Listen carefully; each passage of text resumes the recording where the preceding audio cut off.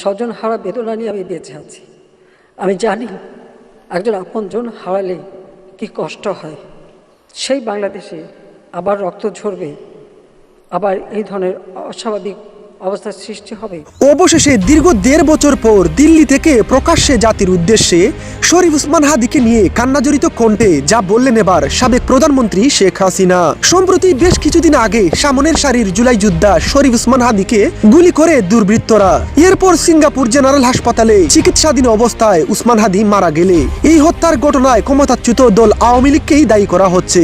এরপর দেশের বিভিন্ন জায়গায় নিরীহ আওয়ামী লীগ ও ছাত্রলীগের নেতা কর্মীদের গণহারে গ্রেফতার করা হয়, দেয়া হয় তাদের বাড়িতে আগুন। কিন্তু এবার আওয়ামী লীগ নিয়ে একের পর এক এসব নানা ষড়যন্ত্রের পর দিল্লি থেকে দীর্ঘ ১.৫ বছর পর এবার প্রকাশ্যে জাতির উদ্দেশ্যে এসে শেখ হাসিনা বলেন, আমি ভাবতে পারি নাই এই সময়ে এমন ধরনের ঘটনা ঘটবে, আর তারা সেই শত্রুতার ফায়দা লুটে একটি সুপরিকল্পিতভাবে হত্যাকাণ্ড ঘটিয়ে আমাদের উপর এসব হত্যাকাণ্ডের দায় দেয়া হবে। তারা তাদের রাজনৈতিক ফায়দা লুটে আর আমাদেরকে বানিয়ে দেয়া হচ্ছে এই ঘটনার আসল ভিলেন।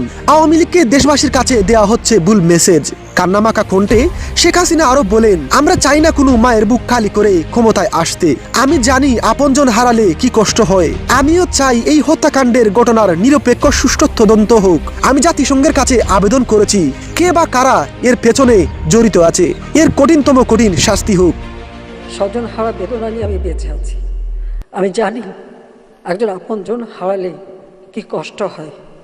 সেই বাংলাদেশে আবার রক্ত ঝরবে, আবার এই ধরনের অস্বাভাবিক অবস্থার সৃষ্টি হবে।